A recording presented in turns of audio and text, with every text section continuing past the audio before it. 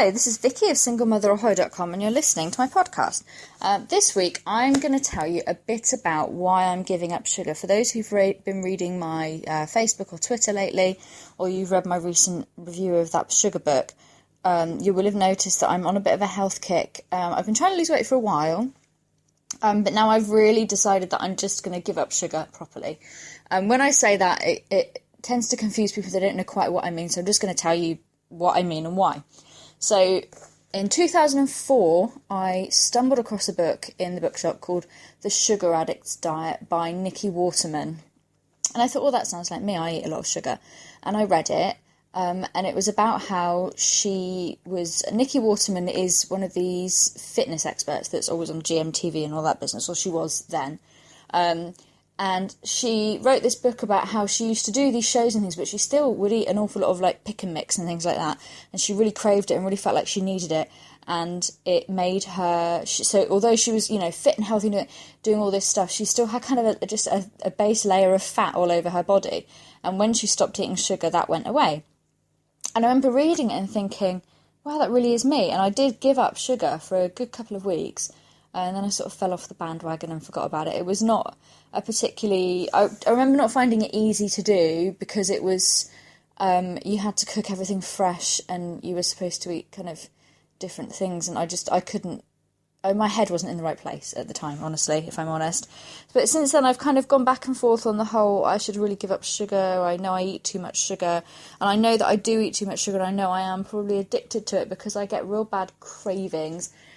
If I sit down in the evening, I'll be sitting there kind of tapping my leg thinking I really want to go into the kitchen and get something to eat and I want something sweet to eat and, I really need chocolate. And I have before now called my sister to see if she was in town and would bring me a bar of chocolate, and she has indeed brought me a bar of chocolate because obviously I can't go out if Samara's in bed.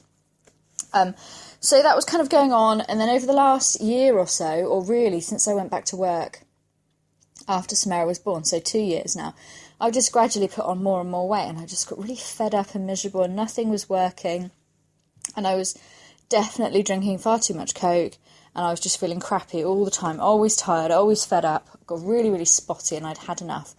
I bought the I Quit Sugar book by Sarah Wilson. I'll put links to all of these on the blog post. I bought that book, last summer, I think, and last September I did Sugar Free September following Sarah Wilson's programme, which again is a lot of, for somebody who doesn't spend much time in the kitchen, it was a lot of faffing I was making. And I did it for the whole month, making soup and cooking for every meal. I made my own cream cheese and Samara wouldn't eat it. I made the closest thing you could get to raspberry jam with raspberries and chia seeds. I made little sugar-free biscuits with raspberry chia seed jam in them, and Samara wouldn't touch those either. I stuck at it for the whole month, and I did all this stuff. The one thing I did take away from that is how easy it is to make chicken stock, and I now won't make anything that requires stock if I don't have any of my homemade chicken stock, because I don't like the shop-bought stuff now because I'm used to having my own. But after the end of September, I just really didn't stick with it, and I kind of went back to my old ways. Even though what really irritates me is that I knew when I did Sugar Free September, I had 3 or 4 days where I felt like absolute death. I could quite easily have laid down and died. I was so tired. My head was really foggy. I felt just awful, just constant, not even a headache, but that feeling you get. If I get a real bad headache and take painkillers in time, then I just get like a really bad, tired feeling, like it's just overwhelming. And I had that for 3 or 4 days. And then just one morning I just woke up and I felt like somebody had flossed my brain overnight. I felt amazing. I felt, full of energy. I was happy. I could focus on things. I felt really great. And that lasted for the rest of the month until by the end of that month, I was moving house with a couple of weeks' notice. I was going to London to do that TV thing I keep going on about. I was going off doing all these things, and I just fell off the wagon completely. So now I'm kind of trying it again. I know what it is. I know for me, I am addicted to sugar, and I do have physical symptoms when I stop eating sugar, and that really horrifies me and really bothers me. But having read that sugar book last week, and I started reading Sweet Poison by David Gillespie earlier this week, it's really kind of cemented the things I already knew. Sweet poison in particular goes into great detail, not just about this is what sugar is and this is how it works in your body, but this is the history of man. The idea is that if you think about how long humans have been on this planet and the evolutionary progress, it takes thousands of years for us to evolve any sort of adaptation to what goes on.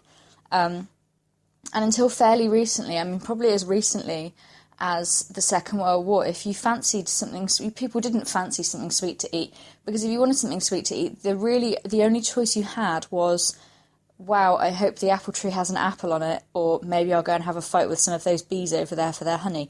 There was no option for sweet things. We didn't eat sweet things in that way until people figured out how to mass produce sugar and how to import it, and people figured out how to make a fortune from it, was to put it in all of our foods. And whoever had the most sugar in their food made the most popular food and won, and they got the most money, and that's how it worked. And we all fell for it, because at the same time, people were telling us that fat was what makes you fat. The whole you are what you eat thing. If you eat fat, you'll become fat. We find cholesterol, which is like fat, inside of your veins when you have a heart attack. That's because you've eaten it and it's somehow metamorphosed its way inside of your arteries, and that's what's caused it. We were all being told this. We're being told it by people in white coats, by people on the telly, people you would generally trust. We all went, okay, I'll eat my low-fat yoghurt that's got sugar in it in place of the fat, but the sugar's fine, don't worry about it, yum, yum, yum. We all carried on doing that, and it wasn't until I read Nikki Waterman's book and I thought, I think perhaps she's right about this, the sugar. And when I did Nikki Waterman's book, I only did it for a couple of weeks, but I lost weight without really trying to. When I did I Quit Sugar, I lost weight without trying to. I didn't do any exercise, but I lost 3 or 4 pounds, I think, in 1 week, and just flat out from doing nothing. And it wasn't with some diets, you find that you lose weight because the option of, you can eat a piece of cardboard or 2 pieces of cardboard for your lunch, and you don't fancy either of them, so you don't eat, so you've lowered your calorie intake, so you're going to lose weight. It wasn't that. I was eating loads. On both of them, I was eating loads, but I was eating different foods, and I did lose lots of weight. So, anyway, fast forward, blah, blah. I'm going to try and explain what I understand to be the problem. The problem is not with sugar per se. There are 3 different types of sugar, like 3 sugar molecules. The first one is glucose. We need glucose for everything any cell in our body does. And when you say that, then people go, oh, then my body needs sugar to survive. It doesn't. Your body can turn proteins into glucose in your body, and it can use fats for energy as well. So you don't need sugar added to your diet necessarily. Fructose is found in fruit, as the name suggests, but also a fructose molecule and a glucose molecule linked together is what we would commonly call sugar, table sugar, demerara sugar. Anytime that you see sugar on the table in the shop, in your cup of coffee, sprinkled on your cornflakes, that is a fructose molecule and a glucose molecule linked together. So all sugar, basically all standard sugar, is 50% fructose. The third one is galactose, and it's basically found in milk, lactose, as the name suggests. A lot of us, apparently 70% of humanity over a certain age cannot digest lactose and are lactose intolerant, but a lot of the 30% of the human population who can digest it live in the UK, and UK, kind of Northern Europe and America, I think, but that's by the by. The problem, as far as I see it and as far as what I've read, the problem is with the fructose, because we never had fructose in our diets. Going back to ye olde caveman days when we would run around and wallop a saber-toothed tiger over the head and eat it, we didn't have any cranberry sauce to go on top of it, we just ate it. In reality, we didn't really come across banana trees or, what have you. We didn't come across things like that, so we didn't eat them. And it wasn't really until things were kind of beginning to be mass-produced and imported that we got all of these things, apart from apples, obviously. And with apples, we would, have an apple tree in the garden, wrap them all up in paper and hope they lasted through until the next autumn. That was basically what we did. So now I'm going to go and attempt to explain to you how our bodies use the foods that we eat, and why fructose is not necessarily good for that process. So bear with me. It's not going to be some massive scientific thing, because I'm not a very scientific person, if I'm honest, so I'm going to try and explain it in simple terms as I understand it. So the glucose in our bodies is used for any sort of cell reaction in our bodies. We need glucose for that. So our cells will take the glucose they need.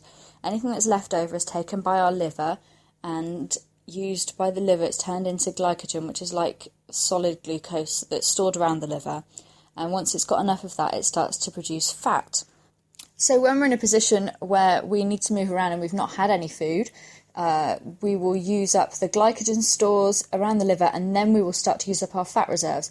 So back in ye olde days, when we were cavemen and women running around after saber-toothed tigers, it meant that even if we were starving hungry, we would still have some reserves there to be able to go and find something else to eat.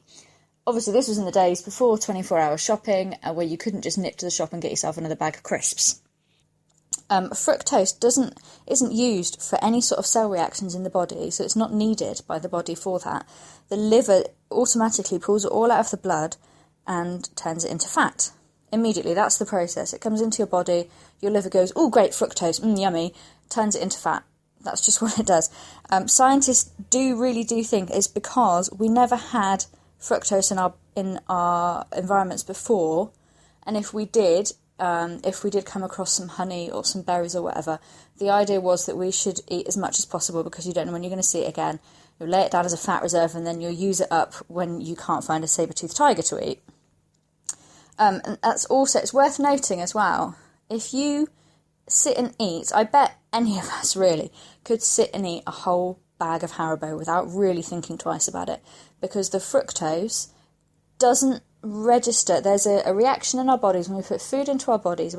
When there's glucose in our blood, the insulin comes out to counteract it, and there's a hormone that when we find insulin in our bodies, a hormone called leptin comes out and tells our brain, right, you're full up now, you can stop eating. And that reaction happens every time you eat. No matter what you eat, apart from fructose, you have this reaction where you eat, your glucose level goes up, your insulin comes up to counteract it, the insulin sets off the leptin going up to your brain and going, you're full up now, you can stop eating. And that goes on and on and on. Fructose does not trigger that reaction. You don't get the leptin saying that you're full, because people believe that when we were, running around on the plains of Africa and what have you, we needed to be able to eat as many berries as we could fit into our mouths before we were eaten by something to put down those fat reserves. So that's the kind of the situation. This is why I really do believe that it is sugar that makes people fat. I really don't believe, although fat has its part to play, from what I have read, certainly lately the things I've read, the thing about fat is that it gets basically trapped in our bodies by high insulin levels, high sugar levels. So if you're not eating the sugar, then the fat can go about doing what it's doing without actually getting stuck in our bodies and making us fat. So that is why I'm giving up sugar. That is why I'm really grumpy at the moment. I have eaten some sugar today. I'm trying to do it gradually because when I came off it in September, as I said, I felt awful for several days. And at the moment, I'm quite busy and I can't afford to have days like that. And I can't afford to have days like that when Samara is around me, because I have absolutely no temper, and it's really not fair on her to have a grouchy mummy, so I'm doing it slowly. So you might still see me, I'm not eating chocolate, but I'm still drinking a fair bit of Coke and trying to wean myself off it gently so it doesn't hurt so much, basically. And I do think, I have noticed already, last week I lost 1 pound, and I didn't do any exercise at all. I think I did one workout, and I didn't really, do anything out of the ordinary apart from not eat sugar. And again, that's not from not eating calories, because I ate a lot. I ate steak, I think 3 times, and I've had all sorts of lots and lots of food. I was eating nuts and the kind of things that my mother would shake her head at and go, oh, that's fattening. My mum thinks that cream cheese is bad for you. I don't know where she's learned that, but the kind of things that people normally, when you're on a diet, people tell you not to eat, I'm eating them, and I think I'm fairly healthy. I feel fairly healthy. I feel, perfectly fine. I don't think I'm doing myself damage. But I'm not eating the sugar. So I'm not having sugar in my coffee. I'm not eating sugary treats and donuts and chocolate and all that business. And to be honest, I don't really miss it. I did have a bit of a hiccup the other day where I had bought some Easter eggs and realised I'd bought too many, and there